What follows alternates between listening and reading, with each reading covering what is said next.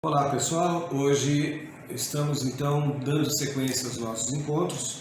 Hoje a terceira aula, o primeiro módulo da terceira aula, onde nós vamos então, na sequência dos slides, falarmos então do processo de conhecimento. O processo de conhecimento já se falou bastante nos primeiros encontros, um processo então onde o juiz tem toda a visão do processo, onde as partes se manifestam, onde as provas chegam a ele. Para isso, ele está conhecendo da atividade de julgar o processo, já desde o primeiro momento.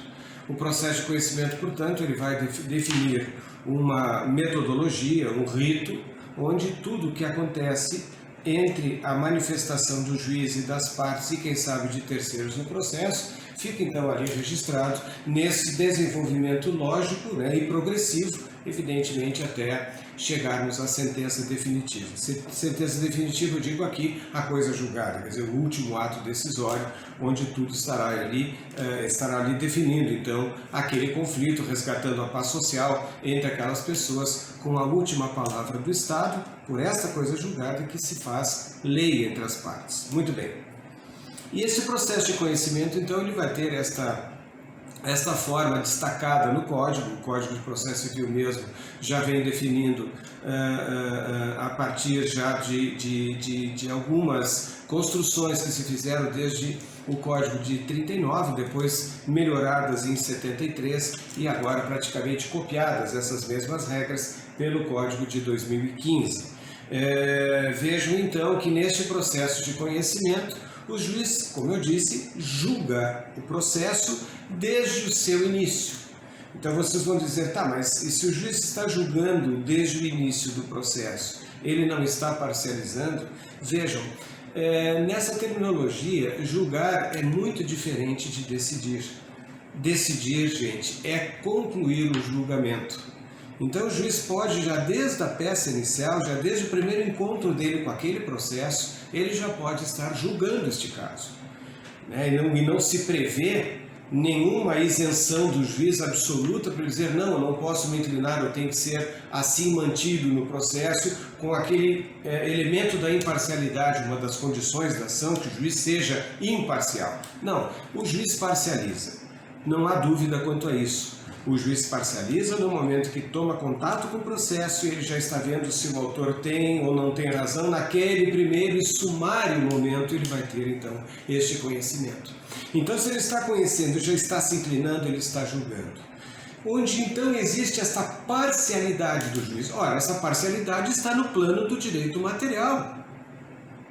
Quer dizer, o juiz recebe o processo e vê, puxa vida, eu tenho aqui uma ação contra um menor, uma ação contra um pai, pedindo este menor verba alimentar, e eu vejo que este pai, eu estou lendo ali já de cara, que o pai é um camarada abastado, tem lá o seu apartamento numa zona nobre de Porto Alegre, tem a sua casa na praia, tem um carrão de último tipo. Então, como é que o juiz não estará julgando naquele primeiro momento, diante da necessidade de uma criança, de um menor que está ali, passando esta, vamos dizer, necessidade mesma de provocar o Poder Judiciário, o seu interesse de estar em juízo, lembrem, e a sua própria legitimidade representada ali por quem de direito, sua mãe, seu avô, sua avó, enfim, quem o represente naquele momento.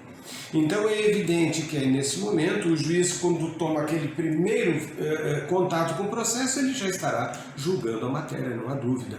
Claro, depois ele vai ouvir a versão do réu, ele vai ouvir então todas as testemunhas, ele vai fazer uma apuração desta prova que vai ser trazida ao processo e depois ele vai ter então como julgar. Então vejam que no plano material o juiz é um ser parcial. Onde está a imparcialidade? Aquela que vocês já aprenderam em TGP, nas condições da ação que o juiz tenha que ser imparcial. A imparcialidade nesse momento está no plano do direito processual. É no processo, portanto, que o juiz deverá manter a sua imparcialidade, a sua distância das partes e ser ele, então, por isso que ele se encontra num pedestal, ele está acima das partes, ele estará, então, ali decidindo a matéria com isenção, dando às partes toda a isonomia de tratamento, quanto a manifestações, quanto às provas, quanto à vista dos autos quando alguém se manifesta. Quando o juiz dá a sentença, ele tem que dar esta sentença às partes. Pinto Ferreira tem exatamente nesse melhor conceito de sentença, que é a resposta do juiz às partes, tem um grande conceito de sentença. Então ele não dá a uma parte, ele dá a ambas as partes. Se ele diz, digam às partes as provas que desejam produzir, muito bem, então ele está trazendo aquelas provas para as partes. Então não é para uma parte ou destacadamente para outra, privilegiando uma em detrimento de outra. Então neste plano processual é que vive a nossa imparcialidade, conhecida lá na TGP. Agora, não se diga que o juiz tem que ser imparcial na questão de mérito. Na questão de mérito, ele parcializa sim. Então esta, vamos dizer, é a primeira linha do processo de conhecimento que deve ser conhecida por vocês. A forma como o juiz vai se ver frente ao processo, frente às argumentações das partes e frente às provas que estarão ali sendo produzidas. E aqui nós vamos ver então o conceito do Frederico Marx, que é o processo de sentença. Claro, porque ele vai começar numa petição inicial, vai se desenvolver até chegar a uma fase de sentença, onde o juiz vai então definir, vai lançar o seu juízo opinativo, o seu parecer. Aliás, sentença é um parecer, né? Na verdade, o seu sinônimo, né, estaria exatamente na função de um parecer final, de um juízo opinativo final, que o juiz então vai lançar às partes a quem elas então estão socorrendo diante do Poder Judiciário.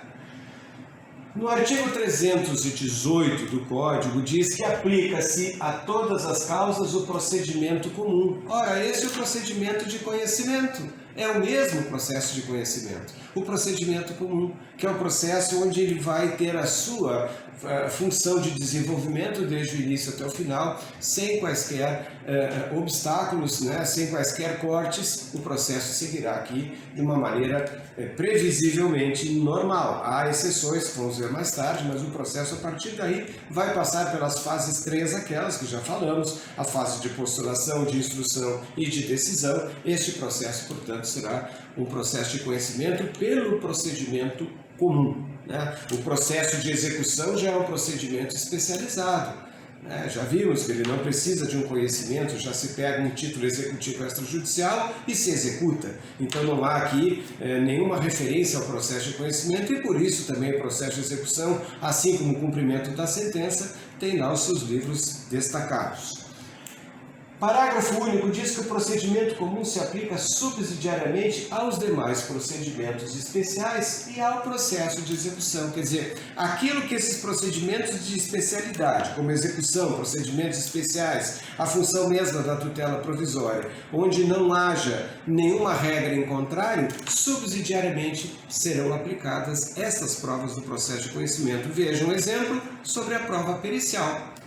Se houver necessidade de uma perícia no processo de execução de um cheque que eu lancei e eu estou ali contestando a minha assinatura, eu preciso de uma perícia. Ora, o processo de execução não está falando em perícia, nem fala, mas subsidiariamente quem fala é o processo de conhecimento. Então é lá onde eu vou tomar, este contato com a matéria referente à prova pericial. Esse momento, então, é que se destaca a realidade do processo de conhecimento, vamos dizer, com este leque, com esse guarda-chuva que ele abre para todos os demais procedimentos no Código, desde que esses procedimentos especiais não contrariem a regra comum. E aí nós vamos ver, então, o que já se falou bastante, a fase chamada, a função melhor tripartida do processo, que são as fases em que o processo de conhecimento naturalmente se desenvolve. A fase de postulação, que é a fase de argumentação, as partes aqui vão definir aquilo que pretendem, ou seja, o autor o que deseja em juízo, o que ele quer em juízo, o que ele está pedindo para o juiz. Se é uma indenização, se é a declaração de um direito, se é a constituição de um outro direito ou desconstituição dele, tudo isso, portanto, está sendo levado agora ao conhecimento do julgador pela petição inicial. Ora, Ainda nesta fase de argumentação, nós vamos encontrar a resposta do réu. Assim que citado, ele tem direito de defesa, e esta defesa também é uma postulação, o contra-argumento, né? A contra-argumentação que o réu vai trazer em relação àquela pretensão do autor. Então, esta fase postulatória também vai ainda abraçar outras manifestações ainda de postulação, como a réplica, a contestação que o autor faz em relação ao que o réu contestou, né? A tréplica em relação à réplica do autor que o réu faz. Então, vejam, são atos ainda de, vamos dizer, de manifestação, de coleta de teses, de argumentos, de posicionamentos, onde, na verdade, as partes já podem trazer fundamentos legais nas suas manifestações, seja pelo processo eletrônico, seja pelo processo físico. Tudo mais aqui está sendo, portanto, definido em argumentos. Depois disso, nós passamos à fase chamada instrutória. Ora, agora eu vou instruir o juiz sobre tudo aquilo que eu argumentei. Os meus argumentos estão lá atrás, já passaram a fase, eu agora estou evoluindo no processo. E tudo que eu argumentei lá na fase postulatória, eu agora trago para o juiz mostrando, olha aqui, excelência, a prova é esta. Né? O fato que foi a colisão de um veículo está assim demonstrado, bem caracterizado, que o réu colidiu no veículo do autor numa avenida preferencial. Aqui estão as provas fotográficas, aqui estão as testemunhas, aqui estão as ocorrências, aqui os orçamentos. Quem sabe até eu já adianto com uma prova pericial pré-constituída ainda, quer dizer, uma forma que eu já pudesse trazer ao juiz já uma perícia unilateral, é verdade, não judicial, e com isso já estou então instruindo o juiz quanto a esses argumentos. O mesmo o réu fará no sentido de demonstrar também aquilo tudo que ele contra-argumentou em sua defesa. Esta fase postulatória, portanto, terá exatamente a função de ser ela o endereço da prova. Que prova? Ora, as provas que são moralmente legítimas, aquelas provas que são legais, quer dizer, aquelas que o próprio Código define. Vamos lá, documento, testemunha, perícia, como eu disse, a inspeção judicial, onde o juiz inspeciona o local, né, onde está se discutindo aquela questão através da prova. Então são atos aqui, portanto, de presença do juiz nessa chamada inspeção judicial. Então essas provas todas, assim que coletadas, vão ser encerradas através de uma audiência de instrução, olhem o nome, audiência de instrução, onde o juiz vai então tomar o depoimento das partes, o depoimento de testemunhas. Portanto, na audiência nós fazemos a audição, a prova oral, por isso o nome é audiência. É onde é colhida a prova oral das testemunhas, das partes, do perito, se for necessário, do assistente técnico, até do Ministério Público, se tiver ele que se manifestar. Então nós temos aqui nessa audiência de instrução a possibilidade de encerrar a instrução toda do processo, mas ela chama-se audiência de instrução e julgamento. Ora, é possível julgamento nesse momento? Se o juiz estiver à vontade para decidir, também poderá ser ali dada a sentença. Por isso ela vai chamar de instrução, onde ela é encerrada, a instrução, a fase instrutória, e se tiver o juiz com essa condição de julgar a causa, ele pode julgá-la. Se ele entender que o caso é muito complexo, que ele não pode sentenciar naquele momento, bom, ele passa então a sentenciar em gabinete, vai dizer às partes, olha, a sentença estará publicada em 15, 20, 30 dias, estará, portanto, aí disponível para vocês, né, se informarem sobre o que eu vou decidir. Então o juiz pode decidir em gabinete, como ele quiser, né, ou então em audiência, se ele estiver, como eu disse, à vontade para fazer. Então entramos aqui na terceira fase, que é a fase decisória. Esta fase decisória também vai se incluir a fase recursal, que é exatamente aqui a residência da sentença. Sentença lato sensu, que eu estou dizendo a sentença, mesmo que seja a sentença de primeiro grau, ou decisões colegiadas do segundo grau, indo até Supremo ou STJ, enfim, essa matéria. O que importa é que nesta fase decisória, contemplados estão também os recursos e também está contemplada aqui a coisa julgada. Tá?